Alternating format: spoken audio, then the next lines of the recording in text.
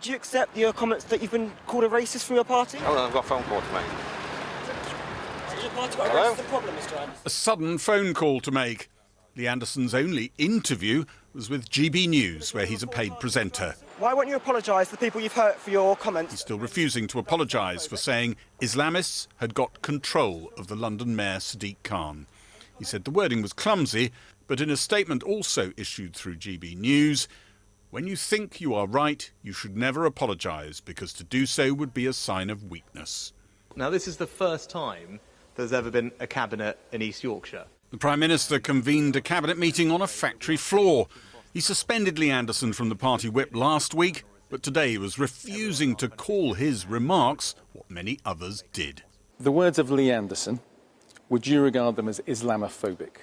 Well, I've been very clear that what Lee said was wrong, it was unacceptable. But there's a difference between wrong and Islamophobic. Were they Islamophobic? Well, I think the most important thing is that the words were wrong. They were ill-judged, they were unacceptable. I think this is straightforward. It's Islamophobia, and the Prime Minister should call it out for what it is. The reason he won't is because he's so weak. It's Lee Anderson, Member of Parliament for Ashfield, and I'm joined by our brilliant PM. Keir Starmer believes Rishi Sunak is fearful of Tory activists who'd like their leader to sound more like their political pin-ups on the right. What's the reaction, do you think, from Conservative Party grassroots to the Lee Anderson story?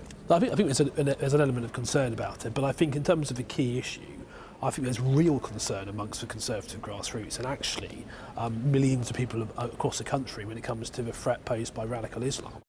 In an article in Friday's Daily Telegraph, Suella Braverman, Rishi Sunak's first Home Secretary, wrote that Keir Starmer was in hoc to the Islamists. Some people look at the tone of and the language used by Lee Anderson there, and some of your colleagues as well, and they wonder, why don't they just join the Reform Party? Because they seem so close in language, in policy, outlook to the Reform Party. I think it is absolutely vital that the Conservative Party, over the next, going forward, deals very seriously with voters' concerns about immigration and radical Islam. And I think that it's vitally important that mainstream parties do that. So you agree with the Reform Party, but you think the Tory Party is a better vehicle because it gets closer to power? I think occasionally some of the things they say, I think, particularly on things like immigration, I might have sort of similar views. It's my understanding, Mr. Speaker, that SO24 application has not been accepted. The fallout from last week's chaotic Commons debate on Gaza continued. The SNP attacked the Speaker for not offering them a replacement debate and said it confirmed their belief he should go. But are you confident of getting your man, bringing him down? It doesn't feel that way at the moment, does it? The momentum doesn't seem to be building at quite the pace it should. It's always going to be the case that it's going to be for the government to decide what happens next. And they don't seem to want to go down that route as we speak. Well, they don't appear to be willing to do that. And I mean, lots of jobs, we were just talking. Rishi Sunak wanted his announcements on transport infrastructure to top the news today, but he's yet again watched economic messaging get overshadowed by political storms from within his own party.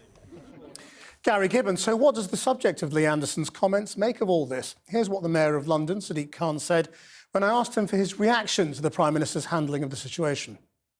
Well, it's been more than 2 days now since this senior Conservative made comments that are clearly racist, anti-Muslim and Islamophobic. There's been still no firm condemnation from Rishi Sunak, the leader of the Conservative Party, and the Prime Minister, or anybody else in a senior position in government. I'm unclear why they're unwilling to call out what are clearly Islamophobic, anti-Muslim and racist tropes. For those people who don't understand why what he has said is either Islamophobic or racist, could you just spell it out? Look, I appreciate that there are many tropes that exist that are anti-Semitic. Many of us know those so-called conspiracies. There may be tropes that exist, I know there are, in relation to those from the LGBTQ+ community and women as well that are clearly misogynistic. There are also tropes that exist about Muslims, the fact that Muslims are taking over London, the Islamification of the UK, sleeper cells, Londonistan is a common trope used. And they are tropes, we know about those tropes, but also we know the context. In the last 4 months, there's been a massive increase in anti-Semitism. We stand in allyship and shoulder to shoulder with those Jewish people across the country. But there's also been a massive increase in Islamophobia and anti-Muslim crimes. And these sorts of tropes feed into that. So do you think the Conservative Party and this particular row are now putting people in direct danger? Well, I've spoken to Muslims over the last 3 days, but over the last few weeks and months. Many of them have got awful experiences in relation to their headscarf being torn off, boys being spat upon, graffiti on places of worship, pigheads being thrown through mosques. But also I speak to young people thinking about getting into politics who are Muslim. They are visible minorities, and they're scared about the consequences to them and their families if they choose to do so. We should be encouraging people to get involved in mainstream politics, encouraging communities to unite. But here you have a senior Conservative saying things that are clearly Islamophobic and anti-Muslim, and the Prime Minister, the leader of the Conservative Party, is failing to firmly condemn them. One of the things Lee Anderson said that was wrong was that you were in some way in charge of who gets to protest where. Obviously, that's a decision for the police. But one thing that critics of yours have said is that you should have criticised these demonstrations that are doing things like bringing bridges to a standstill and holding up traffic because they are inconvenient, intimidating for some people and becoming a real problem. What's your answer to that? Look, there are basically, in my view, two types of politicians: those that play on people's fears and those that address people's fears. Using this weekend as an example, I do condemn any of our bridges being closed down, whether it's Just Stop Oil, whether it's Extinction Rebellion, or whether it's those who are pro-Palestinian protesters, if for no other reason but because emergency services have got to get through those bridges. That actual bridge, we're talking about Tower Bridge, is not controlled by the Metropolitan Police Service. It's the City of London police. And the last time I checked, the leader of the City of London wasn't a Muslim. They have operational independence for a very good reason. Just imagine if I had the power to tell the police which marches they could give permission to take ahead or not. What's next? Me telling the police who they can arrest, charge and prosecute. Me telling the judge who to find guilty or not guilty. It's really important we recognise there are this separation of powers. But what leaders like the Prime Minister, what the senior Conservative could have done was to address the fears that may have been articulated by constituents of his or anybody else. Just finally, you're a grown-up politician, but when these are personal attacks and that they are racist in your terms, do you find them personally hurtful? Look, I've got 2 daughters and a wife and a mum and siblings and nephews and nieces, and it's been a hard weekend. It's hard. I worry not about them so much, although of course I worry about them, but there are millions across our country who are now thinking twice or thrice about wanting to be a councillor, wanting to be an MP, wanting to be a mayor. They're thinking about what's the purpose of doing whatever you can to be integrated if this is the response you receive. I worry about those people across our country, visible minorities and Muslims, who will be at the receiving end of Islamophobia and anti-Muslim hatred, as well as those who may have been a mayor, an MP and a councillor who now won't do so because of the vitriol we receive for no other reason than the colour of our skin and the religion we belong to. Sadiq Khan, thank you very much indeed. Well, I also spoke to the former Conservative Party chair, Baroness Mary, and I asked her why Rishi Sunak saying Lee Anderson was wrong isn't good enough. Because we wouldn't accept that if we saw anti-Semitism within the Labour Party. We would not be prepared for Keir just to say it's wrong. We would say it is anti-Semitism. You cannot deal with something unless you actually call it out. And I'm really concerned that the Prime Minister is so reluctant to call out Islamophobia and anti-Muslim racism when it's so obvious. What does it reveal about your party? I think I'm just really concerned as to whether or not this is somehow an electoral strategy or whether it's just personal prejudice amongst my colleagues. But either way, whatever it is, it has to be resolved. It has to be dealt with.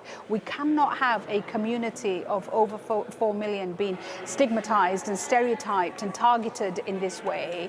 As the Prime Minister said today, that we have a responsibility as parliamentarians to to create a sense of ease, to not ratchet this up. But all I'm seeing is so many of my colleagues using the language of hate, using the language of division and pitting community against community. And if the Prime Minister genuinely believes that the job of parliamentarians is not to do that, then he needs to speak to his colleagues and ask them to stop. But the reason they won't call it Islamophobia is because many in your party disagree with your definition of it. You're in an argument right now over social media with the woman who's supposed to champion equality within the government, Kemi Badenoch, who disagrees with how you see Islamophobia and therefore doesn't want to use it and wants to talk about anti-Muslim hate instead.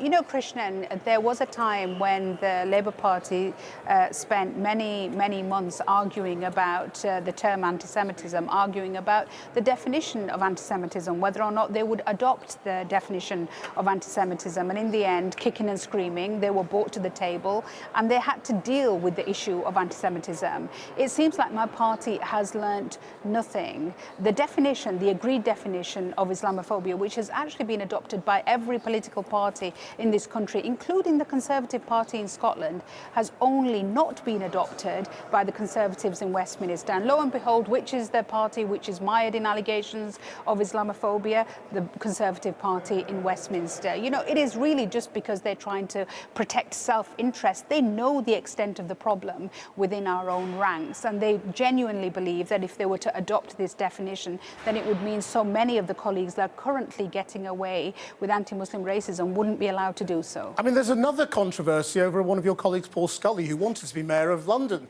or the candidate for Mayor of London, because he's claiming that there are parts of Tower Hamlets in London and parts of Birmingham that are no-go areas because of doctrine. I mean, it's not clear what he means, but he seems to be talking about Muslim doctrine. I mean, what do you make of his comments? You know, I can't work out where this is coming from with Paul. I've known Paul for many years. I always thought he was somebody who was part of the sane middle ground of the party, that he understood the country that we live in. And when I saw these comments, you know, I was shocked at the comments. I was even more shocked that they came from Paul. And I'm going to hopefully try and make some time to speak to him and try and understand what this is about. I mean, look, the comments are nonsense, as Andy Street, the mayor of the Conservative Mayor of Birmingham, has said that so there are no no-go areas. Well, there are no no-go areas. You know, I mean, I can't understand where this is even coming from. I think he was particularly talking about Spark Hill in Birmingham, and the mayor has turned around and said, the Conservative mayor has turned around and said, this is absolute nonsense, right?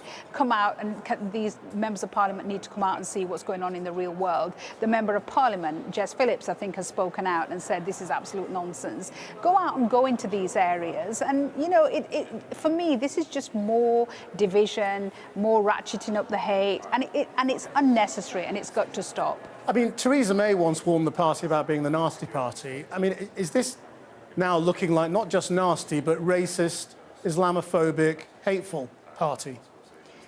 It breaks my heart to see my party being so toxic in this way. It breaks my heart to see them really reflecting the awful populist post-truth politics of the United States. And it breaks my heart to think that they believe, or colleagues believe, that, you know, projecting as somehow rabid racist is what's going to win them votes at the next election. The things that are going to win us votes at the next election is explaining what kind of programme we have for the United Kingdom. You know, what we're going to do with the economy, how we're going to improve healthcare, how we're going to make sure people can go to hospital and get treated on time, how our schools are going to be not crumbling. These are how inflation is going to be under control, how people are going to be able to afford to buy a house. And because, unfortunately, we don't have the answers to these big questions, we've chosen to fight culture wars. It's got to stop. Baroness Mary, thank you very much. Thank you. Well, the Conservative MP, Paul Scully, we were discussing in this interview, has said on X that as someone who has championed British Muslims for a decade, he would bow out of the conversation and leave the two sides to argue. We asked the government, the Conservative Party and Lee Anderson to come on the programme tonight, but they all declined.